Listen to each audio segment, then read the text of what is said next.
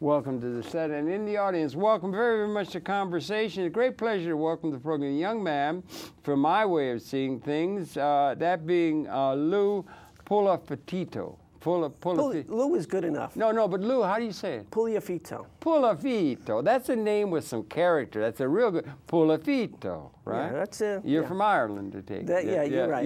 Yeah, I'm making a joke. So yeah, no, I know that. Puliafito. I'm full of jokes myself. Yeah, okay. Anyway, he is being billed on this as one of the stalwart members of that great, vast, heroic enterprise called Occupy Wall Street.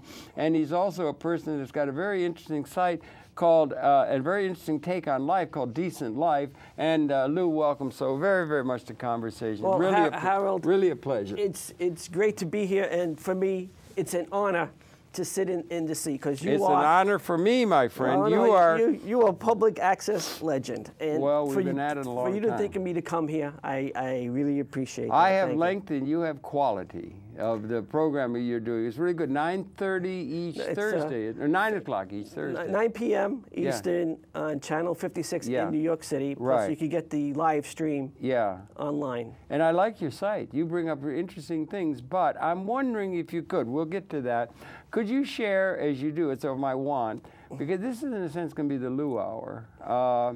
Lou Hour sounds like something out of Hawaii or something. Yeah. But anyway, your background, born and raised, educated, a little bit, just a way to wade in. And then we'll talk about how you came to be involved with, in such an interesting way, the Occupy Wall Street, what it means in terms of world society and so forth. Well, okay, well, first I start at the beginning. I'm born and raised in New York City. Okay, good, yeah. You know, basically I lived in Manhattan most of my life. Okay. And I saw the gentrification of the East Side and so on. Give that back in the 60s What and 70s. part of Manhattan? Upper East Side. Upper East Side. You saw gentrification going on. Yeah, there's a lot of stuff that went on during those days. Gentrification of the Upper East Side. I always thought the Upper East Side was pretty gentrified from the get-go. No. Especially when you get closer to the river. You know, York Avenue, First Avenue, Second Avenue. Oh, Yorkville and that, Yeah, you got it. Yeah, okay, yeah. And basically, you know, I went to a nice Roman Catholic high school and grammar school. And I went to a local community college. Where was that, if I may? LaGuardia Community College. Oh, yeah, okay, good. Way back in, got to be the late 80s or something like that. Right. Did you study in particular liberal arts or? No, computer science. Computer science? Yeah. So you're computer literate, or you're relatively so? Well, the way things move today, you know, it's hard to keep abreast of everything that's going on. Yeah, I know. Exactly. Yeah, it really is. I have a hell of a time being older. The older you are, the more difficult I think it is to wade in, Yeah, I think so. And that's basically it. You know, I spent most of my life in corporate America. Oh, really? About... Go ahead.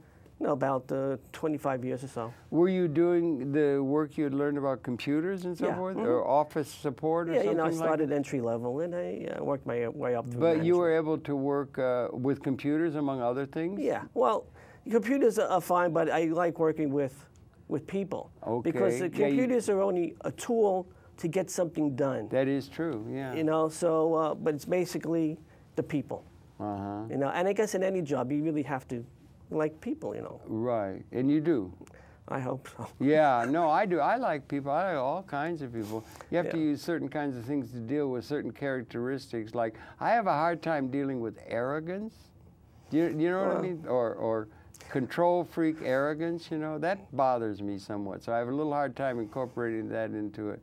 Well, what you need to do is with everybody. Everybody has experienced life differently. That's so true. When you look at a person, you got to look past what the person's saying to you and try to think about what has happened. Because from the time they were born, you have a certain amount of DNA, which is controlled by epigenetics. Yeah, right. All right, and then and then you have your environment and everything else. So when you try to look at somebody, you can't really have a knee-jerk reaction. Shouldn't have, no. No, so but it takes a, no, I'm not perfect, you know, Wait a minute, stop the camera. He's not perfect. I thought you were perfect. I'm shocked. Well, geez, look at his big nose.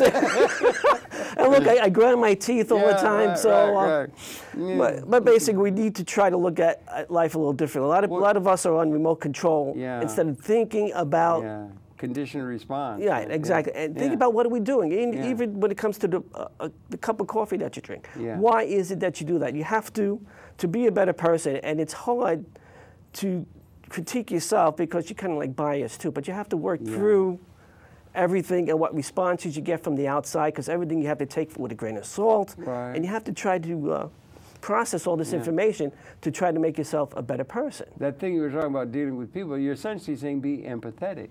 That's right. I think that's one of the most important human emotions, and it's overlooked more than, I mean, it's, you know, it's definitely not overrated in my book. I don't think you can overrate it. Well, I think it's lacking often in defense mechanisms by people that account that with being softy or something like that. Well, you have to look at it like this. I think it's one of the higher orders of character, But, you know, when you're in the world based on competition, you have a very different outlook on life versus one with collaboration. Competition, you know, they think it's the greatest thing since sliced bread, capitalism. No, there's another way. The only reason why we think competition is great is because that's through all these ages. But there's something else in us. Through all the ages of mankind? Yes, exactly. It's been piled on and on and on. So when you're born, you're a blank slate, basically. Absolutely, you know, and you get taught this. Completely vulnerable, exactly. It's like... there better be some empathy and loving something other than that when you are there right out of the womb, because you don't have a chance in hell of surviving on your own, do you? That's right. And you only know what you have been taught. Some creature, we are probably more vulnerable that way. It's interesting to me. We're more vulnerable that way than other creatures. There's some that just are born, you know what I'm trying to say? Some need, it's called nurture, right? Right. It'll take about 15 years. We have a long time of nurturing. Exactly. Inordinately long, I think, for across the spectrum of the various species, you know? What I really think, though, with the nitty-gritty time is really the first three years of a child's life. You do? You think that? I agree with you. I think, we're learning like crazy right from the get-go. But that's where you set the foundation. You set the foundation of how the person's going to be, because you need to give them good self-esteem. You have to show them love. You have to show them a lot of stuff so they have this solid foundation, so when they're growing up, they can meet the challenges of the outside world. Yeah, there's some people think that character is all set by the time you're 5 or something, or some schools of psychology have come up with that, you know. So mothers and so forth are really, really important. And fathers. And fathers, both roles, or people who take that type of role, because, you know, a lot of people like the traditional form, but I think any family that has love inside of it is a great family. Love, empathy, and love are two really big, good qualities of the human possibility, I think, don't you? Oh, sure, but I look at love a little bit differently than everybody else does. Oh, you do? How do you, in what way? I broke it down into 3 areas, and basically I broke it down to 3 because a lot of people like trinities. You know what I mean? That's true, Holy Ghost, and the Holy Ghost. Well, I look at love as the first thing being truth. We need to tell everybody the truth, and we need to be willing to accept it and process it and understand where it's coming from. Is somebody trying to be, you know, just trying to manipulate me with the truth or whatever? But we need to talk about truth. We need to seek truth, all right? And accept it no matter how hard it is. Do you think it's true? There's a song, Love is a Many-Splendored Thing. Do you think truth is a many-splendored thing? One person's truth is another person's nightmare. You know, you understand what I'm saying? Yeah, right? well, that's because... Is there such a thing as an abstract truth or universal truth? I think truth is only a nightmare to a person who has reflexive thinking, okay? Because they're lashing out at something that they feel is alien or an attack of themselves. But if you look at truth as honesty to improve yourself, there's no nightmare. you know, you might wake up and say, oh my goodness, you know, I was wrong about that. You have to be willing to admit that you're wrong. Because that's why I think a lot of people want to fight thoughts that are not like theirs. I look at it as to be a better person, your ideas have to be challenged by other people. So it's better to be diverse, get a diverse opinion, versus just staying in the same group or whatever. So it's a whole thing, but it has to come down with competition, because you want to fight, no, I'm right. With collaboration, everybody's treated as a peer. Well, what about that? I mean, you don't have collaboration in a boxing ring. Or you don't have collaboration. Or do you see these guys? Sure you do. Well, it's not collaboration. They're beating each other's brains out. Or they used to have. I saw this movie again the other day, Gladiator. They had this thing about Rome, and people went in there and they're killing each other, for crying out loud, for the benefit of the people who were cheering. Or the football games in Europe, the soccer games, they are ready to kill win the games. And and football games, we're number one. All of that kind of competitiveness. Right. What do you think of all that? I mean, it seems well, to be that's the dark side of competition. Do you watch football? Do you root for football. Do you root for the Yankees? Do you root? Well, actually, I kind of lost my taste for sports. You did? But yeah, I did. You know, it's nice because, you know, people like to see how far you can push the physical body to do stuff. I understand that, to compete within yourself, to see how good you could be. Yeah. But this whole talk with money. Money, yeah. Is really sick. You know, I used to go to Yankee Stadium by myself. Yeah. I was 10 years old. Yeah. All right, 10 when years old. I was 10 years old, I saw every single game the Detroit Tigers played, I think, one year. I knew every player, their uncles, their aunts, everything. Yeah. I was mad for baseball. Well, yeah, anyway, for that, I'd just get on the train myself. My mother would give me some fried chicken and some cold sodas. Go up there. That's good. Have a nice time. What a great time. Get some, and come back. And today, if that was today, the parent would be arrested. The what? The parents would be arrested for letting the kid go on their own. I don't understand. What are you talking about? Well, it's a different society today. What do you mean? I don't understand what you just said. Why would the parent be arrested? Well, they would say that it would be neglect for letting a child go out on their own today. A child of 10? Yeah. Really? I think so. I think today people are frightened. Well, there's somebody, Carol Fitz or somebody like that, who had a thing, a popsicle. A society should be judged by how easy it is for a person to walk to the corner and get a popsicle and walk back without having any trouble. That's right. You know, something like that. And in that kind of a society, that's the one I was brought up. That's the way it was when I was young. There wasn't any reason not to be. Oh, sure. You know, even when... You think it's becoming more dangerous? The environment, the general environment? I don't know if the media is making it like that and making people like that, because it's even hard to say hello to people in my building. You know, because people don't know you or afraid to say something. Shut up already. Whatever. You think people are more alienated than they have been? I think they're more transient now, at least in the transient. Yeah. Yeah. Okay. So anyway, but let's go back to the one thing about when you mentioned about Occupy Wall Street. I'm not really that much inside. I'm more like on the fringe of stuff. So I really don't know the workings, but I do understand because I did go to some working groups. I'm part of a working group called I know. End Corporate Personhood. So I'm in that group, and so I get the feelings, and from the emails I see and so on. Occupy Wall Street, in my opinion, is still trying to get cohesion. You know, there's a lot of different things going. How do we really get together? Yeah. You know, because they need to form an organization. No matter how much they say that, you know, it's flat, that, you know, they still have to have some type of organization. No, that it exists at all. You're younger. It exists at all. Like I've said to some friends of mine, I'm always... you know, anti-authoritarian all my life and everything, but I'm just happy I lived. I've lived many years. I'm happy I lived long enough to see this thing even being tried.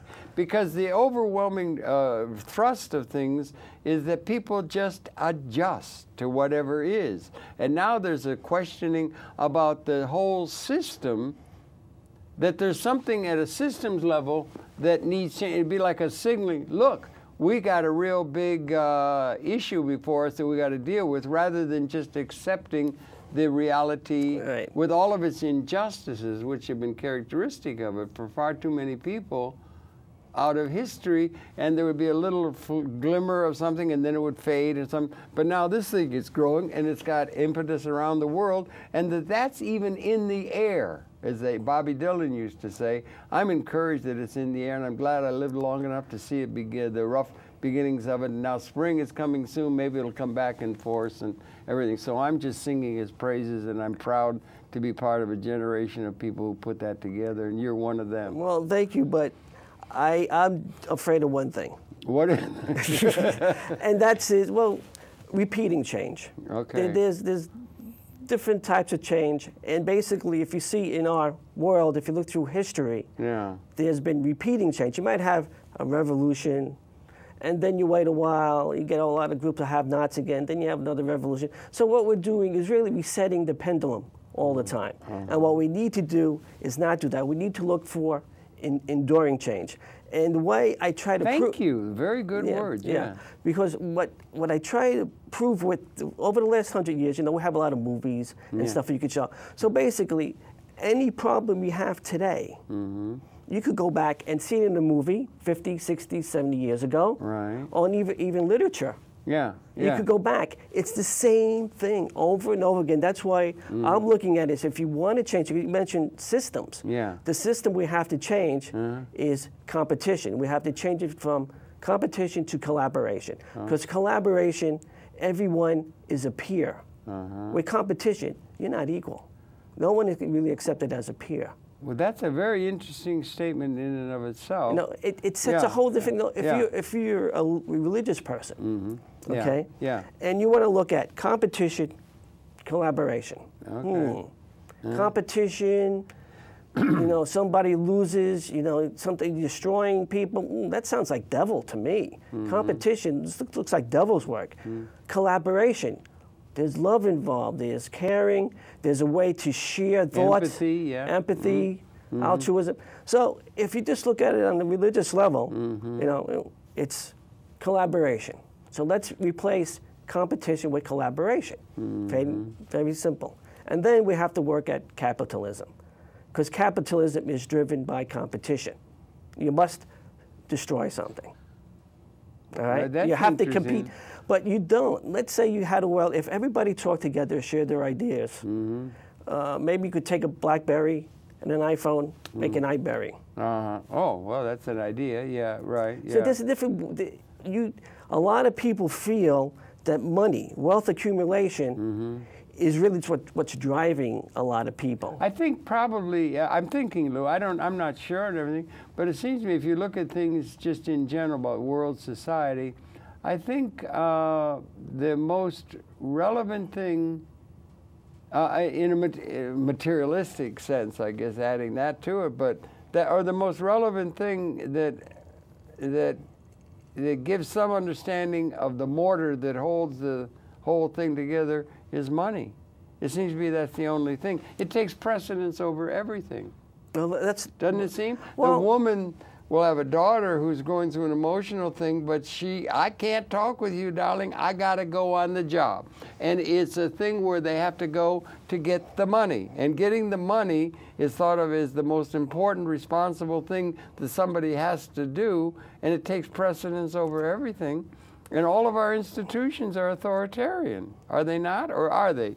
There are, I mean, most corporations are authoritarian, they're militaristic. The senior vice president says jump, everybody jumps.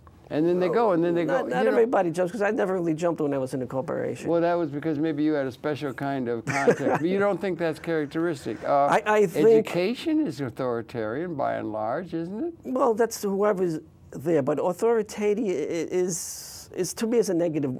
Authoritarian is a negative word. Negative word. There are a lot of people, they're called control freaks, who like to control other people and think it's important that other people be controlled so that they can become better people, according to the way the people who are going to control them think they should be. Don't you see that a lot in human institutions?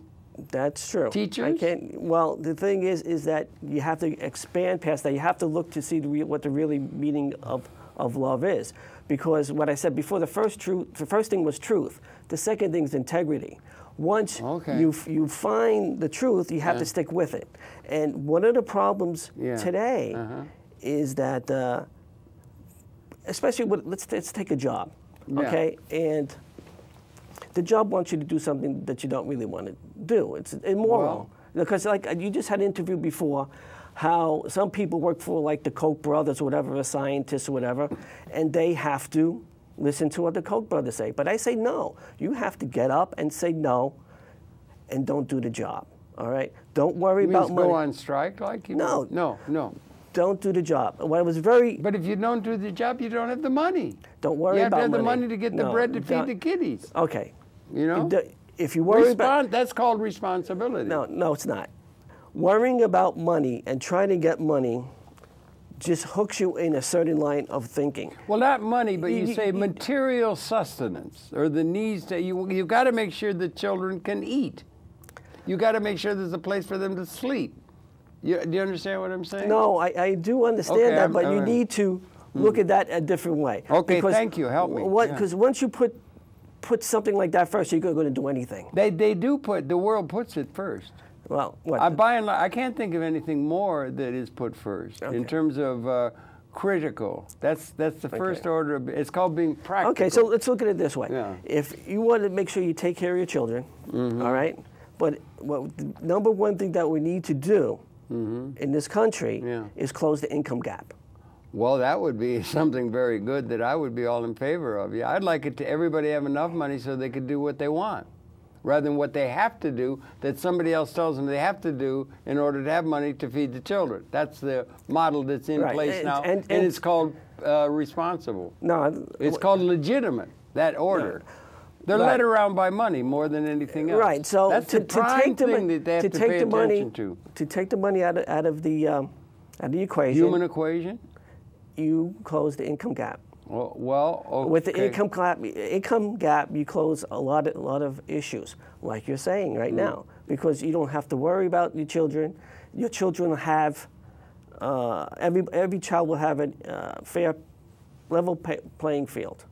Well, wait. Because right now, because when you're born, you don't. When you close the income gap, you know, you're free to do the job that you want to do. Do you think it would be good if we had a world where everybody had, without doing anything, had enough money to be able to have what it is they not only need, but reasonably want?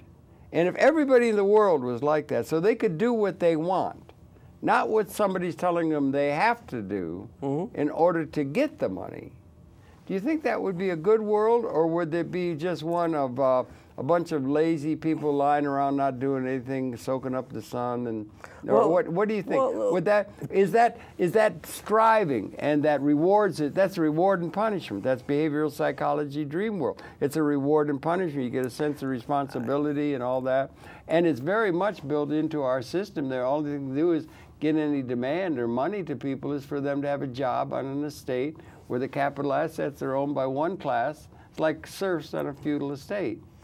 Right, and to get the people off is when you close the income gap. One thing is there is enough money in this world and left over for everybody to have a decent life. Let me ask you a little more simply, Lou. Is there enough for all, and enough being material sustenance, living, ecological good conditions, reasonable wants, and so forth? Is there enough, whereas historically there hasn't been enough? I think it's who you talk to. What do you think on that? What's the trend? I think there's enough. I think there is enough for everything in this world. We just need to collaborate on it. Now, I'm not looking to do, you know, if somebody has $5 billion, you know, we need to take that and reallocate it. I'm not looking at it that way. Yeah. We need to start a process, another system. Thank you. Towards closing the income gap. Everybody's looked on as peers. There's a way. A lot of, like I was just trying to say, is that people want to do good. You think that's a basic? Okay, I love you. I like to think that as well. You know, I like to think that they want to contribute. Just go back to they a little. They do want to contribute. Look at it like a child. They want to start helping. They want to start doing. Demonstrate competence and learn. Yeah, right. Okay, so it's our nature to go into groups and try to improve things. But what happens is that the money gets dumped on top. If we take the money out of the equation, people still want to do something. I don't think people are lazy. People are made, I'm not sure, lazy, but the system itself puts people into that situation. Right.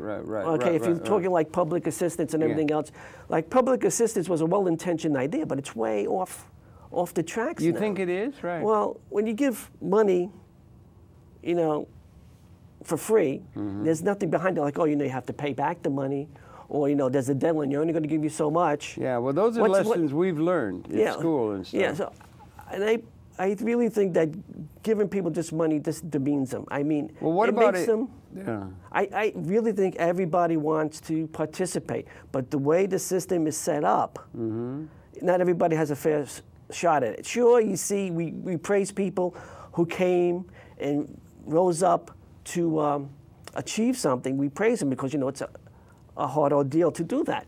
But just think if we took away those barriers, how many more people would we have like that? How many more, let's say, Einsteins would we have? How many more, you know, really geniuses here? I think along the way, we kill a lot with competition because not everybody has the same level playing field. That's really interesting what you say. It really is. Gives me a lot to think about. And you have a site, and so a decent life. Yeah. Well, you call it in your program. It's called Decent Life, and you have an intersection of 3 circles and so forth. Maybe we could talk about that because you're talking about decent life. What you say just makes me think incredibly good thoughts and big thoughts and so forth. And plus, we could talk more than an hour about this. No. What you raise is a very, very important question. Well, there is a balance. There's a balance between people, nature, and business. And those are the 3 circles on your chart. The 3 circles. And the intersection. People, nature, and business? Or economy. Or economy. Okay, yeah. And the intersection of all those is where you find decent life. You have to have the right balance. What really annoyed me is that they talk about sustainable development. Yes. And the spin they got is when you think about sustainable, you're thinking about the environment. Yeah. Okay, because that's what you see on TV. You see commercials. You know, this is a green product. This is great for the environment. What we also have to think is that people have to be sustained as well. Absolutely, they're part of the environment. And what we're doing now is we're not. We're taking people and we're working them to the bone. And then once they try to save enough money, at the end of that, you'll have a financial crisis. Now you're wiped out and you have to go back to work. You just went down to a thing at Occupy Wall Street about the Volcker rule and about the economy and everything. You're taking and the Occupy Wall Street movement is looking at the system with jaundiced eyes and saying we need something different. Is it not? Yes, it is. And I'm glad that's happening, aren't you? Sure. And it should grow. Because we need something different, and along the lines of what you're talking, it's something to be considered, Right, because like with the Volcker rule, when we did the Occupy the SEC, we had how'd that go? I wouldn't even get it was fine. We had like about 100 people or so there. Good, but there were more there because, you know, this is one thing that affects everybody, and especially you're talking about money. Yeah. Unless you put it under your mattress, all right? You put it in the bank, you invest it, you know, you're putting it at risk. All right, so we need the Volcker rule, or really we should have got back to Glass-Steagall. But, you know, I'd take anything that tries to, you know, separate, because what there is it stops the conflict of interest. Yeah. Because you have the commercial banking side where people put their money in, they want to feel safe about it. Yeah, fair enough. Yeah, they want to, you know, the banks make some loans. And then you have the investment side, there's more speculation. Well, that's more like gambling, Keep it away. That's called venture when you get out of the ledger. That's venture capital. That's really a big risk. That's like betting 00 on a roulette table, you know. So when you put both together, it gave the investment side, gave the banks, you know, carte blanche to use everybody's money. It did. That was a big mistake, don't you think? Yes. They had put that in place after the Depression. And it was about 1999 that it went off the skids, and then it was largely responsible for a speculative boom and subprime and all that kind of thing that happened, and they securitized those loans and made them into bonds and made them something could be securitized, and then the whole thing fell apart in 2008. And there's been no one gone to any come in the dock or any hardly at all for all of that destruction that's been wrought by that process. Well, they're trying now. You know, you think they are going to get? They're going to get their just desserts. They're still getting huge bonuses. They're getting all the money. It's $16 trillion has been thrown at them, and they haven't had anybody go in jail for bringing all that grief. They're foreclosing. There's nothing in terms of the Glass-Steagall being reestablished. There's nobody had to go to jail. Creditor swaps are still being used by them. The system's still in place. They're reifying the old system. So what did we learn? Well, except there's a lot of people, and they're taking all the money that's going to the very super rich and taking it away from the poor and undercutting all of the Social Security safety net things that came in with Roosevelt. We need to be more active. Everybody I think it's at because home. of that the Occupy Wall Street is happening in response, don't you? Or do you? Well, what they're trying to strengthen the vocal, yeah. I mean, you need to separate what's going on inside banking, because right now they're all mixed together. And you need it strong, and that's what the Occupy the SEC was about. And also with and corporate personhood, they're looking to see, you know, how to get the money out of politics and so on, all this big money. You think there's a chance for that? What do they call that? Well. But what's interesting, I am a little bit opposite of what the end corporatehood working group is. Yeah, what do they call that? I'm on the opposite side. I say let everybody speak as much as they want, let everybody throw as much money as they want. Okay, have you thought it through? You've thought it through, yeah, because you know there's a lot of education going on among those people that occupy Wall Street. The First Amendment is freedom of speech. So let everybody move to amend. That's what it's called. Yeah, move to amend. Yeah. And basically, I did have an interview with one of the representatives from Move to Amend. For your show? On my show. Good. And basically, we played a little excerpt from Mr. Smith Goes to Washington. Oh, yeah, right. 1939. Yeah. You know, and so what I'm trying to express is it's corruption and greed are the problems, not corporations. They might be, because if it existed back in 1939. It did, yeah. All right? I think it existed in ancient Rome. I think it existed in feudal Europe. That's right. It existed in Babylon and in Egypt and probably eras before that. Laws don't really change things. It's people's what's in their hearts and minds. Because I really feel the effective laws are what's in your heart and mind and what's in mine. Okay. Any other law is how do you figure to get around it? Yeah, that's right. Connive. Just get around it. Yeah. And really, laws are in place, you know, just to punish. But and coerce, and intimidate and co-opt. Yeah. So we really need to, whatever we want to do and change, we have to affect the hearts and minds of people. Not to say, here's the law today, and this is what you got to follow. People are not going to follow it. Well, people will follow authority. They will flock to authority when they're upset. You know, if they think their basic security is under threat, they will flock to authority. I think they should flock into groups. You don't necessarily need to go to authority. No, they'll look for a savior, like they did with Nazi Germany. You know, they were in such terrible shape that they cottoned on to a savior, you know. I guess you're leading also into religion now, too, because that's basically what everything's connected, isn't it? Yeah. Right. Yeah. And the first thing about my show is you have to ask why. Okay. You have to challenge everybody, even authority. Okay. Because talk through truth to power is the term. Do you believe in that or not? Well, I really haven't thought about that. Yeah, truth to power. That's a term you hear out of Well, in this world, eventually you really won't have to do that if you set up a different system. If you get the system right. You got the system right. That's what you're actually encouraging to have happen, yeah? Because just think, when people are successful, they think that they're hot stuff. They know everything. Oh, they think they were geniuses for working out all those algorithms, you know, and everything. You know, so you have to take a step back and have some humility on yourself. You have to put yourself in check. Because I do see that a lot with other people, you know, I'm here because of this. And you just have to do the same thing. Like I know successful business people that say, all you got to do is what I do. And I say, wait a minute. There are people doing that. But, you know, there's only a certain amount of positions, you know, to be successful. So don't think that people just have to, you know, follow your course, because it's not true. And people differ. Some people like controlling other people. You know, there's some people who really think it's a mission to straighten all those people out. It's called structure.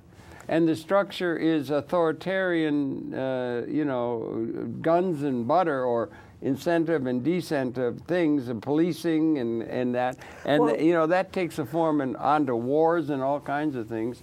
But well, there's different kinds of people in the world and different kinds of emotions and psychological states. I think that whenever somebody wants to control somebody else, they have to really check what love means to them. I mean, well, it's called tough love. No, it's not. You know, tough the tiger love. moms that come out of No. Asia, where they're really tough on the kids because then they get disciplined and they become stars in their field, whatever it is, that kind of a philosophy. You know, Well, I don't. You don't see that. No, I'm not sure what you're saying. Well, I'm just saying, if you're accepting of a, let's say, an infant or a young, and you're just going to let them be themselves, I don't try to tell my dog to do anything. He's just himself, you know, or a kid. I happen to be that way. I just let them be and everything. I'm not trying to say you got to do this. But there's a stream in human society where people say, you better get them straightened up and get them learning their equations and get them some sort of thing to give them a competition chance so that they can make a lot of money, or they can be a success, or they can be a star, or whatever. Impetus toward that, rather than just sort of letting them be, you know. That's called laggard. If you talk about success, the way I look at success is this, and with health, with my wife, yeah, the success we had is a great child. Wonderful. A responsible, mature, loving child. Doesn't matter how much money they make or whatever they're doing, that's what you have to strive for. We're not striving for anything else. You want a responsible adult, a mature person, loving person. And hey, the rest is gravy. So yeah, I see people pushing their kids, even like in you see like in Little League and stuff, you know. You have to do get out there and win. Well, that's because of it's because of the money. It's because of money. It is, but that's what I'm saying. It comes down to success. Yeah, but success is measured in material terms more than anything else, it seems to me. Well, we need to and they go get out and away get from baubles or whatever, right. you know, and they can't endlessly. You can't get enough. But we need to get everyone focused on creating children who are responsible and loving. Responsibility is what? A lot of people say responsibility is being a drone.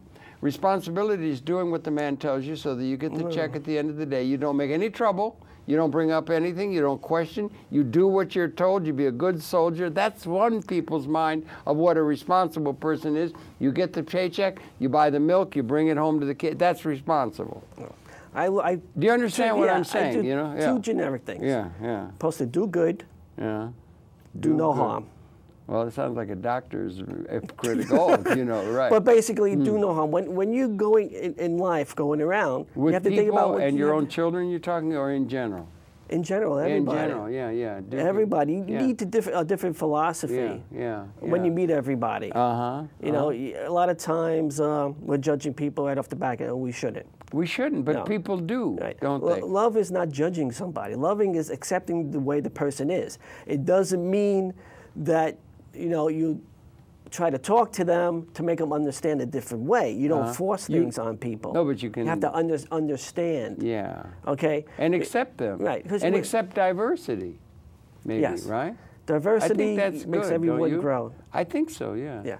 But the main thing is when you're always talking about wealth, if you really want to attack that concept, we have to close the income gap. Okay. Okay. And there's several ways to do that. How? Well, the first thing is that we have to implement a ratio, a compensation ratio within corporations. All right. That's good. Yeah. Now, because it's all out of whack now. It's all out of whack. Yeah. I like, I'm drawing from sports, like you mentioned before. Yeah. In sports, what do they do?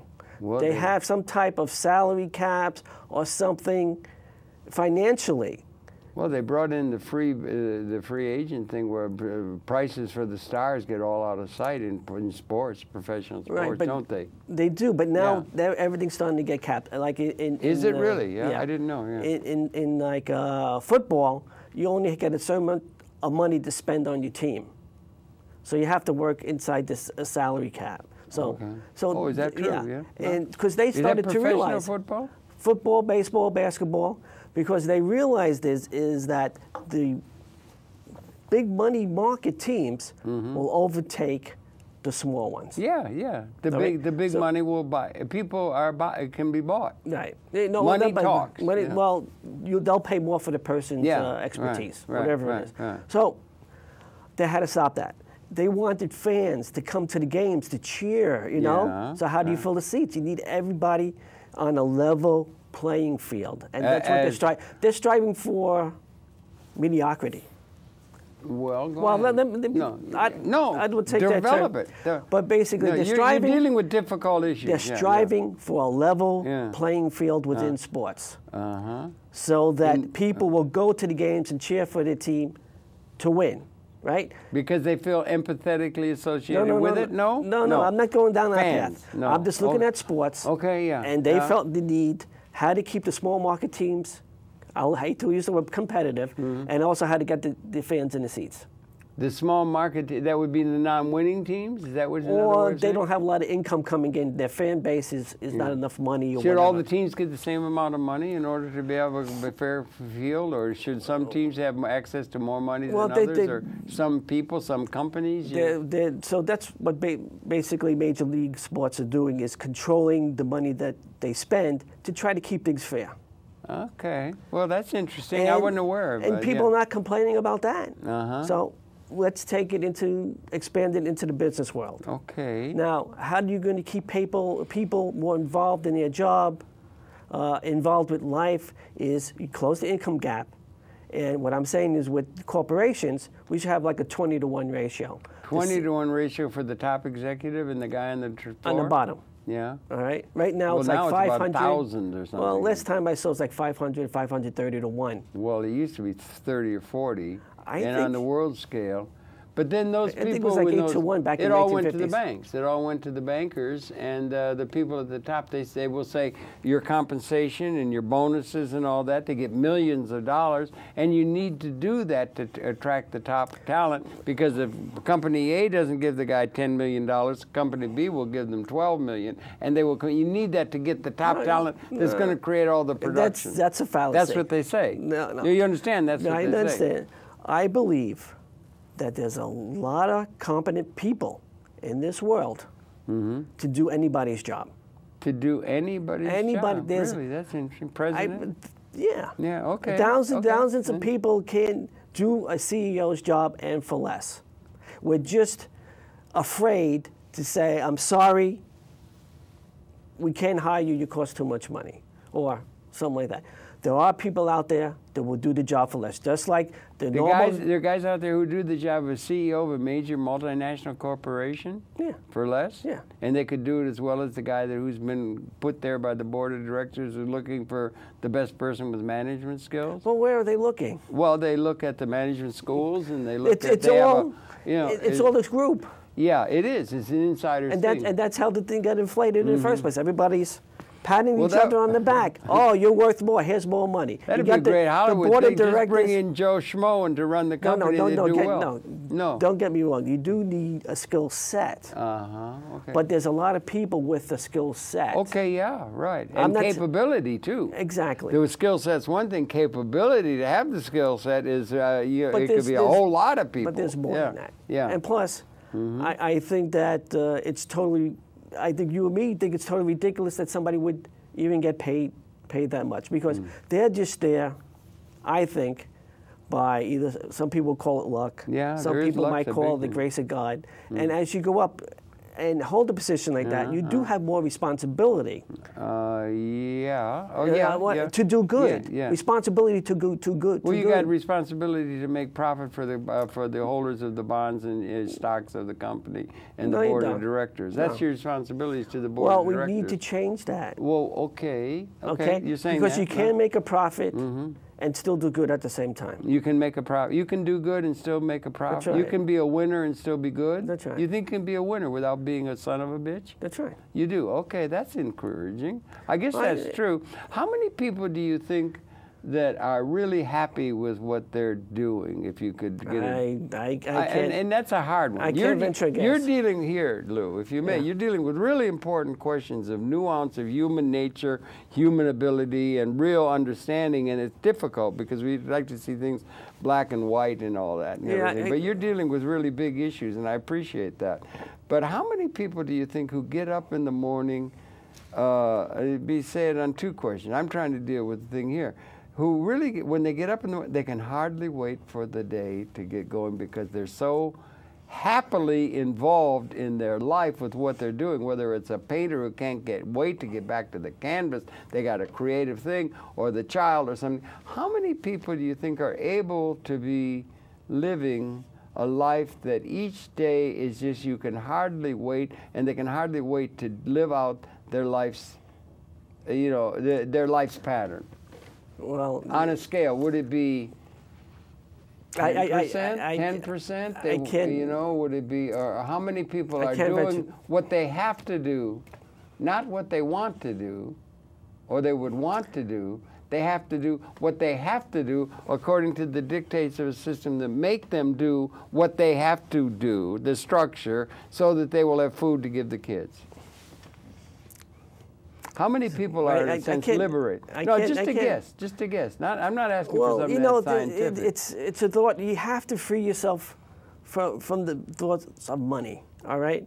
And I understand people on positions now, we bring the children in all the time, but even before that, you need to think, when you're having your children, where you're going with your life. People need to think about where you are going all the time.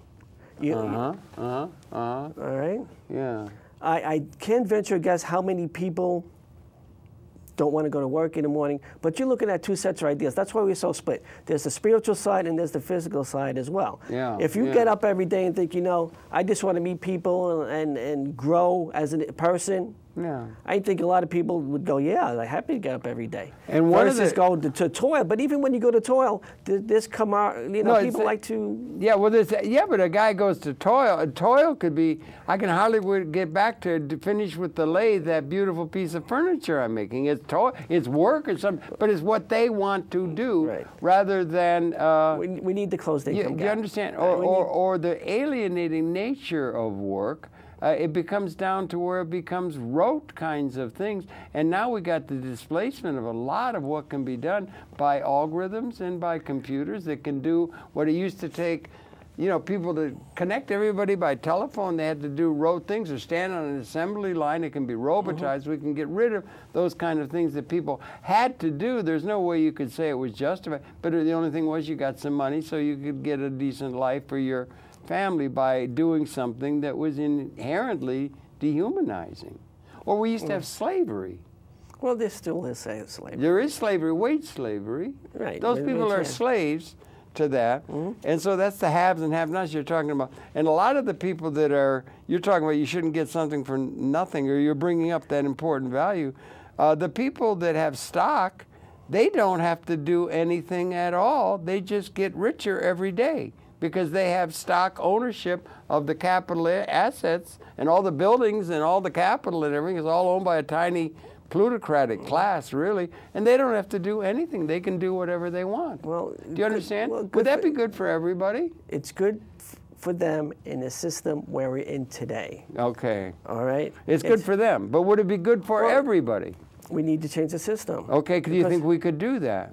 Well, it's going to be hard. It's going to be We were talking years. about that chart that Mr. Fuller showed. Did you make any sense out of that? Yeah. Did it make any sense? And maybe that's why Occupy Wall Street's coming, because we're coming to a world where that kind of a world could apply to greater and greater and greater and greater and greater numbers of people without, it used to be, for some to be wealthy, others had to be poor. There wasn't enough. There's not enough. So for me to have, you had to not have. There's not enough on the competition. Right, under the competition. There is not enough. There is enough with collaboration. With collaboration. Has it always been?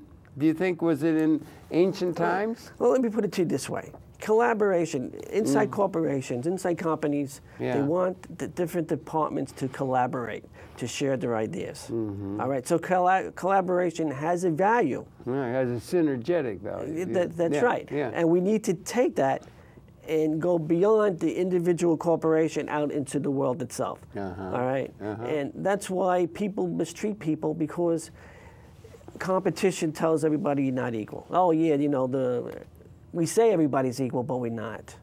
Well, it's true. You read you ever read Animal Farm, you know? Animal Farm. I might have started. I never finished it. Animal Farm was great along, you know, in '84 and everything. With Orwell, he said all animals are equal except some are more equal than others, and it is true in a certain sense. Not everybody's Tiger Woods. Right. But if you want change, you can't make change out of hatred.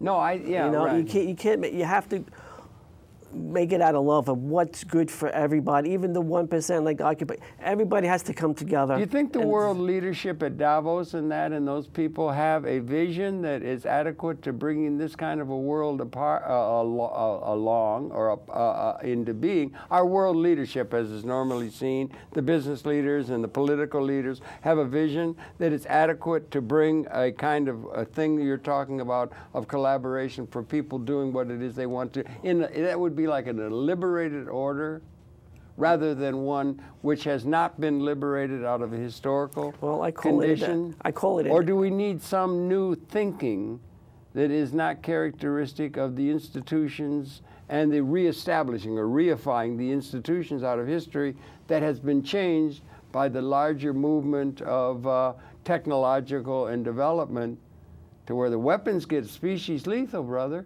After about 1970, they could wipe out the entire species with their war making, and they're saying, we win because we got the big gun. That's the realpolitik. And we maybe were fuller, have transcended scarcity, material scarcity at ontology, or at a reality level beyond just the immediate thought. And that there's a big thing coming on, like a big change, like speciation or a liberation that has never been. And that we're coming into that kind of a thing, like coming to the end of the birth canal. We're coming into a new relationship in the universe after 200,000 years of our existence, you know, and we don't hear it spoken of.